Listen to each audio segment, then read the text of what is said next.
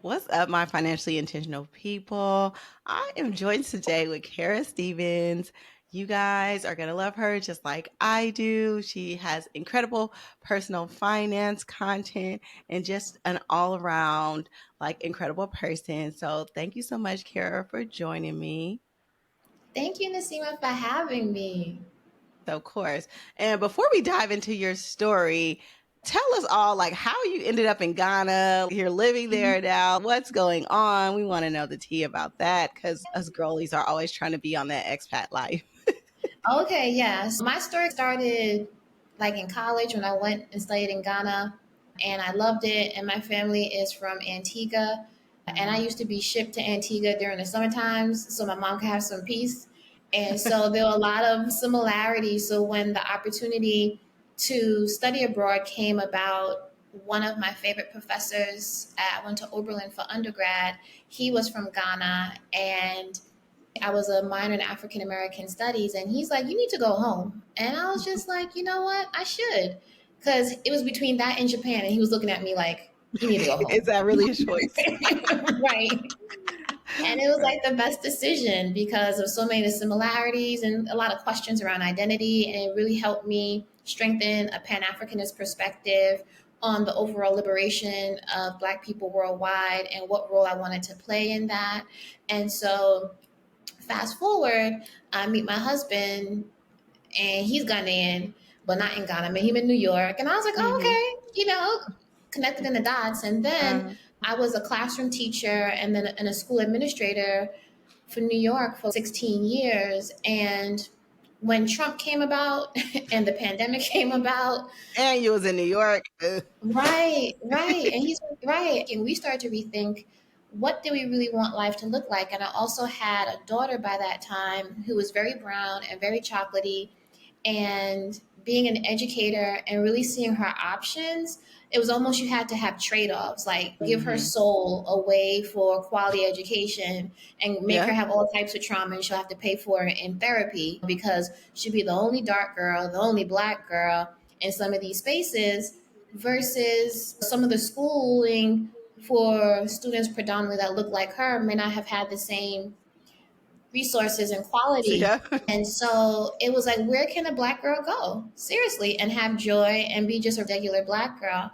And so those kinds of things that I wanted for her, coupled with me coming to the end of being a vice principal and the Frugal Feminista growing on the side, it was really beginning to pick up. And my husband wanting to come back home because he hadn't been here for a while with Trump and all the other kind of political things that were going on in the country. It was, we really decided to get serious about what that meant. And so we started to plan. We always talked about it, but when these kinds of things started to pop up and my daughter was getting older and questions around color were ultimately going to come up, that I wanted to spare her some of the things I had to go through growing up in the 80s in New York. And Mm-hmm. so that was one of the decisions. And a key part of that was the financial intentionality of what we want our exit plan to look like. And so the reason we Yeah. could leave was because we set up a runway for the money to be right to leave. And so that's how I got here. And hopefully it's how I'm going to stay here. So that's the short end of it. I love it. I love it. So from New York to Ghana, how has your day-to-day life changed? Honestly, they talk about the soft life for Black women and what that looks like, or slow mornings and things like that. At first, I was still in grind mode. I was like, the Frugal Feminista has to work. It has to be like this. I have to do the same type of structure that I did as an administrator and do it here and lead all my teams online. And some of that still happens, but I exercise like consistently instead of in the corner of my room for 20 minutes and then go straight back onto the computer. I take my mornings to take care of myself. And Mm, so my weeks look different. So instead of thinking of working, say 40 hours a week, I think about what tasks are the most important to do, what can I delegate, and how do I incorporate fun? And how do I also incorporate, I take my daughter to school, and even the supports that I have, I'll be honest about that. We have a driver, we have someone that helps with cooking and cleaning. So I've outsourced that. So I have more time to be, I think, a nicer person, to be quite honest. I think yes. part of the slow life, people imply that it makes you a kinder person. But I think when you have less to do, you have more time to actually be a less stressed version of yourself. And so my day to day, honestly, is exercise in the morning, and then I work for about 3 to 4 hours, and I pick up my daughter, and I also meet with my team twice a week. And it's not that I'm not putting in work, but managing like the Frugal Feminista and a job, and then even having to think about what am I going to eat, and even thinking about I got to pick up my daughter. There are people to help me so I could be driven while I think about ideas. And so that's how life is for me. And also being close to a beach, and I'm not always at the beach, but when my daughter wants to go, we go. So I find that it's those little things that a lot of us talk about that I must even admit, honestly, I was uncomfortable with before, because it changes the level of privilege you have. And being African American or Yes. even Black in America, our status in society has always been one of the underdog. And so to come here and then have a different level of privilege, it was a bit uncomfortable for me, but girl, I'm getting ready used to it. And I make sure that the things that I do still honor in terms of payment, in terms of treatment of people that, and I support an economy now that we hire people. So that's what my day to day looks like. So it's a different experience with class that people say they welcome, but I'm not sure. I've been getting used to it, but it was definitely an adjustment, I would say, just coming from being Black in America.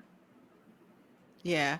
You touched on so many things I want to talk about, like Yeah. especially like raising little brown girls in America. My kids have never been to a country where the majority of the people look like them. And to be able to give that to your daughter is a dream. That in order for me to give that to my daughters has been a dream for me, for them to just have access to that, because I think we don't understand how important that is. And just like you, I was telling, we were talking about this offline. I did do a semester abroad in Ghana when I was in college as well. And that opened up my world perspective broadly. But I want to give that to my kids earlier in life, because I really feel like they just need to be exposed to something that's different. For example, when I was growing up, I didn't think wealth was for me because people that looked wealthy did not look like me.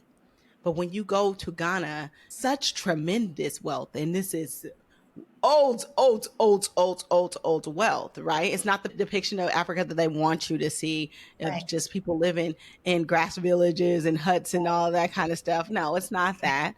It is Right. levels of wealth. And even if you're not wealthy, you still can afford a lifestyle where you can own a home, you can have support staff, you can have a housekeeper, and all of those things. And as a Black person in America that for the most part struggled, single dad, all that kind of stuff, for me to see that was life changing about what I knew was possible for me. And to be able to give that to my kids is a gift. And again, it's about giving them the opportunity to opt out of a lot of the BS that we have had to endure growing up as Black women through the 80s, through the 90s, being Yeah. the only. I'm tired of being the only and still Yeah. being the only and the first and one of a few people who have achieved certain things. In order to expand their horizons, to be able to show them that they can achieve so much by the people that they're surrounded with, that look like them, that talk like them, that act like them, you know what I'm saying, that they can relate to, would be a dream to me. So I don't know how much people will like understand how important that is, but it's super important. And I actually just did a podcast episode on this. It's just like changing your circle of influence and how impactful that is on your journey through life, period. But especially if you're trying to be more financially intentional, right? But with all of those things, cost of living wise, what is the difference between Ghana and New York? Yes, you said so many things I want to touch on, but I'll answer this question. I think a cost of living. So I know a lot of things people think is that Ghana is cheap. I would say it's cheaper. And so I think Mm-hmm. that's a big distinction, because similar to the wealth that you talked about, you could live in maybe the way that you live in the States and have the lattes and the brunches. And even now that they're experiencing inflation, and at the time of this conversation, the dollar is $1 gives you 15 CDs. And when I Mhm. first got here about 8 months ago, it was $1 gives you 10 CDs. You could easily blow through, I wouldn't say a month's worth of pay in the States, but you can go through something comparable depending on your circle of influence. So if you Mhm. want to live the rich African life, you can definitely do that. And then you may be back in the States trying to find some more dollars because the money. Yep. I've seen it. So to answer your Mhm. question, I'll share like how I still maintain like a level of being intentional about money. So, for example, you can go to a supermarket which will have basically all of your what we would consider like a regular supermarket in the States, or you can go to the market where, which I love, where the organic stuff is run by market women, and you Mhm. have aisles and aisles of fresh produce, tomatoes, onions, all those things. You could easily spend about let me see, for a whole bunch of stuff like your regular like tomatoes, onions, cucumbers, like all the kind of green grocer stuff you would get, it's very inexpensive. So you would say, I made a list. It's about maybe 100 to 150 CDs, which is about Mm. $10. And I'm talking Mhm. about a whole bunch of stuff, like everything that can last Yes. you for at least 2 weeks. And if you go to some place like the supermarket and you get things that are similar, it would be 2 to 3 times the amount. So depending on Mhm. the places that you want to roll and how you want to show up, it really impacts how you can be sustainable. So Ghana could be at cost to a city, maybe not necessarily New York City or San Francisco, but a metropolitan city if you don't check it. But if you're thoughtful about how and where you shop in certain places, there's that. Housing, which is another big thing. In Ghana, you have to pay rent a year in advance. So in the States, Mm. it's more of like month to month. You get a lease and you pay month to month. They're like, no, we want all our money now. Depending on where you want to live too, rent is cheaper. I would say $500 to $600 US dollars can get you something very nice. 1700 can get you something really nice. Mm. And in terms of housing, something for like $120,000, depending on the community, can get you something palatial. And Nice. so those are things like those big things would be a great way for African Americans or anyone who's listening to gauge, is this something that I want? Is this something that's possible? Home ownership may be a big motivator for Black people in America, especially in our most Mhm. expensive cities. So, like I said, the cost of living and even just they call it enjoyment and entertainment, you could definitely blow a bag. Oh, yeah, and it is fun going out in Ghana, boy. Right. Man. If you want something cafes, you got them. If you want like massages, spas, and nails and things like that, and then even luxury experiences, they're all there. So if you're able to think it, it's probably here, and then there's a price tag for it. But I think that's part of life is the trade-off. You want that, but the cost of living and other things are cheaper. And even labor, I would say, arguably is lower cost. So you can Mhm. get someone to deliver things to you, paint stuff for you, build something for you that's custom made, that's much cheaper than in the Mhm. States. So it's a trade off. And what about your monthly support staff budget? Monthly support staff is, I would say, less than $150 to $200 a month.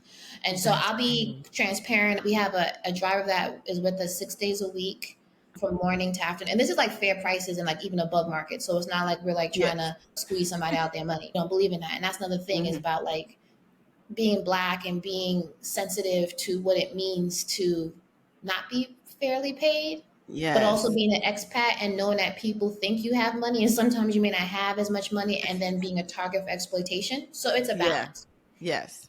because I can't give to everybody.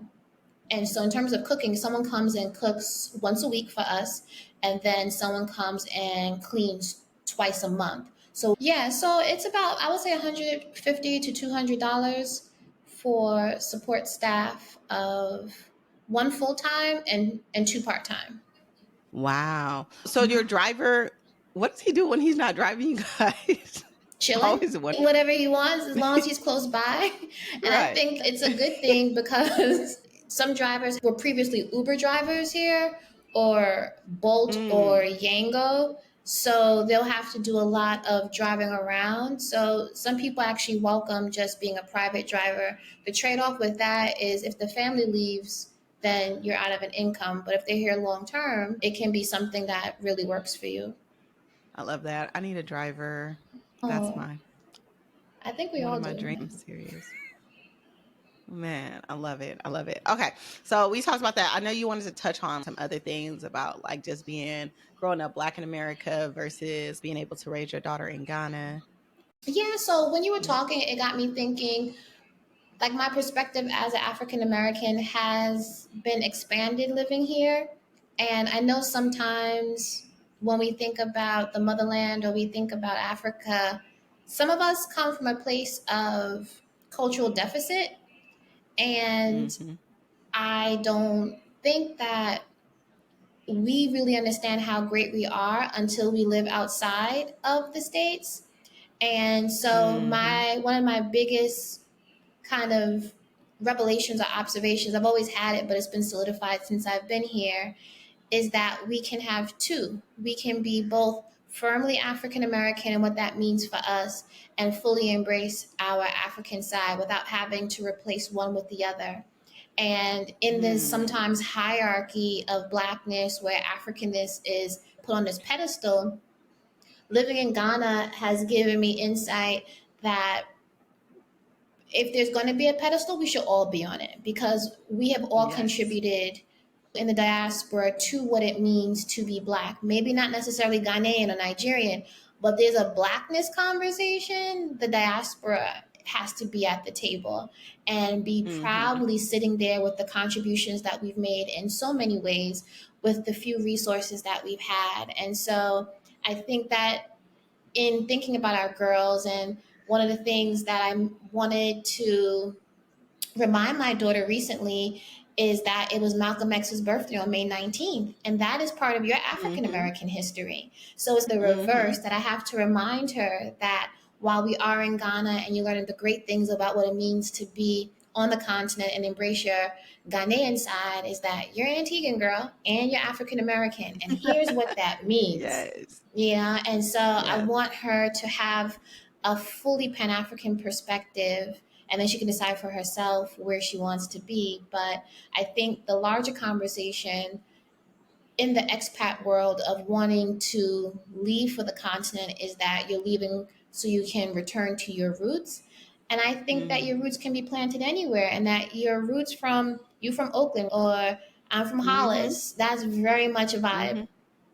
And so I Yes. can bring that fully who I am Yes. authentically, and still like my name, and I'm Monday born, so I'm Adjoa, and I'm Kara from Hollis. And I think that the two are two great women, and having that Yes. pride in who you are isn't only a black white thing, it's also an African American in the diaspora thing. Like we need to be proud wherever Mm-hmm. we go of who we are. Yes, I love that. I love that. And not to overshadow your antique roots because those are super important too. Exactly. Incorporate a little Exactly. carnival in there, you know. Exactly. All those things. But I think that's the Yes. power of it, that we're not from a deficit. And I think anywhere that we Yes. go, we need to Yes. come from a place of assets. And even in the world of money, thinking as someone in the diaspora, like how can we begin to use the multi levels of assets that we have to generate more, and including joy and peace, and a sense of well-being for those that look like us. Yes. I love this. I love all this. And we could talk about that all day, but Yes. we need to Yes. dive into how you entered into this personal finance space from being in education. How did you start your platform, Frugal Feminista? I started the Frugal Feminista because I was in student loan debt and I wasn't trying to pay it back. And I was ignoring the bills and thinking that if I ghosted them, they would stop reaching out to me.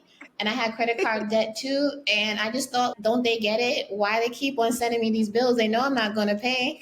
I ain't got no And money. so Yes. it's so true. I was like in my 20s, and I was just like, and I remember opening up one of my bills and the balance had gone up. And I was like, how are they asking for more money when the last time I didn't pay? And my mom was there. She was like, girl, that's late fees. You need to pay the money back. And I was really just, oh, so this is not going to go away. Like it just clicked to me, oh, they're going to keep on asking for this money. So I was like, I should learn what this means. And so I'm so serious. And I went to the library because after I graduated from Oberlin with a degree in political science and economics, by the way. But I was just Come like, on. you got books about money? And they were like, ma'am. And I was like, yeah, do you have books about money? They were like, over there. I Like a was whole floored. section. Right, there's a whole Yes. section called personal finance.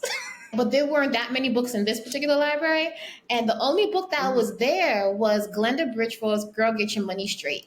And it just opened my world up to this world of personal finance from a Black woman's perspective. And that's how it started. I realized Mm. by reading that, I was like, wow, this money thing, I really got to do something about it because I have no job. I have all this debt and they want their money back. So I started reading and then started to find other Black women like the OGs, Lynette Calfani, Michelle Singletary. And I Yes. started a blog called Girl Get Your Life Together as a nod to Glenda's book and started sharing it with my girlfriends because they were like at that time, Glenda and that kind of cohort was like 20, 30 years older. So I had graduated from Mhm. college. They were like far along in their financial journey and I was still Yeah. starting. So that's how it started. And then it changed to Fabulous and Frugal. And then it became the Frugal Feminista. And that's what we have now. And I started to find my voice around the things I wanted to say about money. And then getting out of debt and realizing that I still had a lot of issues around money. And that's where the Mhm. healing around your relationship with money came because sometimes it is the amount of money, but sometimes it really has nothing to do. It's agnostic. You really have a lot of issues with like security, safety, love. And that's when it really started to make sense what I really wanted to share for people that look like me. And that's how it started. Wow, that is amazing. That is, first of all, hilarious. Like, why they ask me to pay back this money? Like, no, I'm broke. I don't have no money. Stop playing. But I love that. But then you went on this journey like full circle. And let me just tell you, money trauma is real. And people just think that they can fix money issues by doing a step by step, okay, pay off this debt, do that. But if you don't address those issues, these things are just going to recur. It just becomes cyclical. You're going to get back in those in debt. You're going to spend recklessly, like all of those things. Like you have to heal that trauma. And people hate when I say this, but most of the time, you don't need a financial plan. You need a financial therapist to work through these issues because they're deeply ingrained and sometimes you don't even realize where they come from. Like for me, like growing up, single dad, like I had to do everything around the house, shopping and all that kind of stuff. But then knowing that there wasn't enough money and having bill collectors call and having to tell them and lie and say, my dad's not Right. home, or you know what I'm saying? Like all of that stuff triggers how you respond to money. When it was time for me to go to college, when I looked at the financial statements, I was like, I don't even understand how much this is. And it was just like, I guess I'll go, but not understanding taking on that amount of debt, what that would mean in the long term, because never having to even deal with that amount of money or even understand how that works. Just like a whole bunch of things that can shape how you react to money as an adult. Those are things that need to be dealt with and healed in order for you to be better with your money. And one of the ways, like even outside of therapy, that I like to tell people, like I said earlier, is it's really about your circle of influence, right? If you don't see people that look like you, similar backgrounds, experiencing the financial success that you want to mirror, it's hard for you to achieve that. And so just even changing your circle of influence can be part of that healing process. Oh, for Oh, I sure. love it. I love it all. Yeah. No, I completely agree. And I think that for a lot of us, for those of us that can actually take a moment to stop and see what currently do I believe about money and kind of trace it back to that financial voice that might not even have been yours. And I think a lot of the work that I do with women is like, what are your beliefs about money? And where did you first learn that? And how is it helping you now?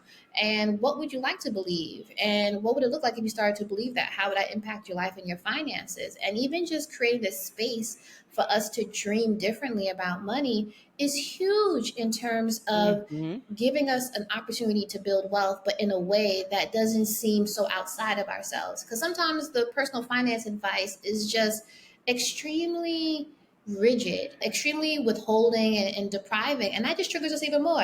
If you're going to tell somebody who's traditionally been the person that has been the source of security, that has been the responsible one, that has been the one that has to do without, and tell them they have to do that for another 10 years, they're like, I'm good on wealth. I'm good. I just have to deal with what I have right now because I Right. can't do it. There's no joy, there's no fun, they're not going to do it. And rather than stop and saying, well, where are the ways in which that we can understand what your values are, understand what the trauma was, and we can't do anything about it, but we can actually speak to what will be needed, at least in this point, to stop the hemorrhaging, stop the bleeding, Yes. and attend to the Yes. emotional piece. Or even, I'm not going to stereotype all Black women, but hair is an important thing for us. You're going to try and tell me I can't do my hair every month? Sir, that is not going to Right. work. How? Right, How? right.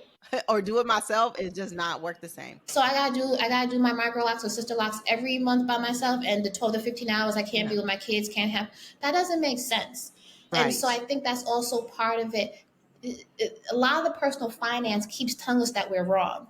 You're wrong to want to have hair like that. You're wrong to want to have fun. You're wrong to want to be human. And I think that is the big piece around this kind of element of healing, is just, wait a second, where do I get to be centered in the conversation around money instead of me around the money? And I think historically, as people of color, that's a revolutionary kind of concept, to be like, wow, I get to be wholly and fully thought about and considered in this conversation about wealth. And healing my way to wealth is a concept that I can actually feel good about, and that my feelings do matter. And with the econ background, I was taught that man by nature is rational. I was like, who do you know that's rational? Because it's not my family. Show me. And No. it's not the people in Yes. power. They're not rational either when it comes to money. So No. y'all got it wrong. No, And so not at when we all. start actually being honest about the way emotions play and incorporate emotion instead of lie and ignore them, then we'll be in a better position for everyone to have this kind of stepping stone towards wealth in a way that is sustainable. I love that. I love that. And you have a community of women, mostly, I'm assuming, Mhm. frugal feministas Yes. that you have cultivated. Talk to us about the workings of that community and how you feel like people can benefit from being in it. I think that if you're looking for a place where you can bring your whole self. You don't have to pretend that your finances are stellar, because my finances were far from stellar. And I've been able to redefine and reinvent myself financially and even emotionally, I would say. Then that is the place for you. If you feel that you want to be held and to be seen and be heard in all of your vulnerabilities, and then that be viewed as a strength and as an actual tool toward your wealth, then the Frugal Feminista community is for you. We don't believe in shame and judgment. We allow ourselves to make mistakes, but also create plans of resilience. And we understand that in any process that's worth achieving, there's always going to be times when things aren't going to go well. And that's part of the journey. We're not looking for perfection, we're looking for progress. And I think that sisterhood and accountability are the keys to success, and especially when you want to do it faster and you want to share ideas and you want to be celebrated and celebrate others. So I think that's what makes the Frugal Feminista community a special place, because I really care about the private and financial lives of the women that are in it. And sometimes I'm not glad that the trauma happened to me. No one's really glad about trauma, but that we are able to overcome it and just bask in the joy that we've been able to overcome. And I think there is a point where we'll always be a work in progress, but there'll be a point where, like, you know what? I'm feeling a lot better. I'm feeling a lot more confident. Like, my accounts are showing it, my feelings Yes. around money are showing it. And so I don't think that you have to be in this healing phase forever either. So that's another big piece. We can get through this. The whole point is not to stay here, it's to go through it and be honest and open in order to get you to your North Star, which is, whether it be the soft life, the fast life, whatever kind of life you want, but it's the life that you want on the other side of that. I love that. And it seems to me when you were explaining the community is this place where you didn't know you needed to be there. And when you got there, you feel like in your soul that you are now complete. And Yeah. then it just creates such a wonderful landscape to be able to heal. And from that healing, to be able to be in abundance and turn your Yes. finances around. So I love that. And that's totally the vibe that I'm getting. So many people probably need this and don't even know they need to be there. But Hmm. I remember being in this one community and being there like, huh, this is what it feels like to be surrounded by excellence, but people that can turn up like me. So Right. people that I can aspire to, people that I can inspire, but we can be our whole selves. It is so hard, especially as a Black woman in America, to be your whole self because of all the code switching that has to happen, because of all the different situations where, like we talked about earlier, you're the only. It is so hard. So, the peace to know that you can have a community where you can fully be you and be honest and be open and know that people genuinely care is priceless. So, it sounds like an True. amazing community. Thank you so Yes. much, Nasima. Of course. But on top of like all the amazing things you're doing with the community, you also have a phenomenal book that you're relaunching. Can you talk to us Yes. about that? Yes, so I am relaunching Heal Your Relationship with Money. I wrote that book, actually, what I consider to be like a love letter to women that look like me around their finances, because there are a lot of us that are extremely educated, all the degrees, all the titles, and inside we're still healing our inner child when it comes to money. And so I wrote that love letter as a reminder that we're in it together. You're not alone, and here's some steps for you to really self heal. Like, here are some of the steps that you can take over a 4 week period to really think about the sources and the origins of your financial story, which often aren't yours because you were a child, and understanding that even the people that kind of you inherited their money story, having even compassion for them for things that they may not have been able to teach you because they didn't know, but then still also honoring that it wasn't taught to you, and so that there is a whole, and then be able to reconcile that. It's not an either or, it's a both. And then the second week, once you begin to understand what were the stories, what were the reasons that I do what I do now about money and what are the sources of it, the second week really helps you really understand what is my financial voice if I actually had more power to turn up that volume. Like, what has she or he or they been telling me Hmm. this whole time that I haven't been able to listen to because of the other voices and the financial noise? And then the third week, it's about building the systems and structures to really amplify that voice. And week 4 is just some of the other rituals and routines to help you maintain financial boundaries in your family or in your community now that you've been able to really reconnect with your financial voice. And so, people who've read it, we have like over 100 something reviews on Amazon, mostly 5 star. Just trying to put it out there, that really show that it's an easy read and helpful for women to really think about their finances in a way that it's just not spreadsheets and deprivation. And it explains why sometimes it's difficult for you to do what you do with your finances because the healing hasn't happened. And for a lot of us, the healing hasn't Hmm. happened. And once that healing happens, your life is going to take off, not just in your finances, but in other ways. So I love this book. Yes. And I'm glad I've been able, hopefully, to serve as a support for women and men who really want to get to the heart of why I feel that way.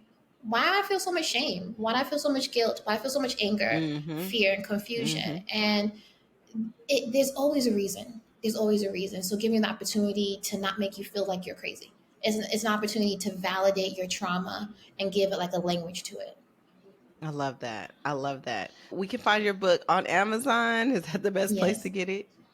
Yes. Okay, so I'll put the link. That's the best place to get it. I can also give you a link to Okay. like the first couple of pages for free, and then so you can get a Oh, taste. nice. Yeah, and so yeah, and that will be helpful for you just to be able to take your time and ease into the process, and then it'll direct you toward Amazon or wherever it's sold for you to get your own copy. I love it. I love it. So pick up the book on Amazon, check out her community, her amazing community. But Kara, I just want to thank you because you're such a dope individual. I Thank you. hope people see this, see you shining through this podcast because I definitely feel it. And I'm just blessed to be able to be in your presence and to be able to get to know you better and learn all about your expat life in Ghana because I will be there with you soon. That's Yes, the come goal at through. least. Yeah. I love it. And the more of us Yeah. here, the merrier, honestly, because there's a lot of great things happening, a lot of Yes. great things that we can do. And thanks for having me. That's the other thing, because I've been a fangirl for a while. Oh, I've been your fangirl. Oh, you know, OG fangirl Yes. from the beginning. Thank you so much. But anyway, thank you so much, Kara. I really appreciate you, and I wish you all the best. And I'll see you soon in Ghana. Yes, thank you, Nasima. Thank you.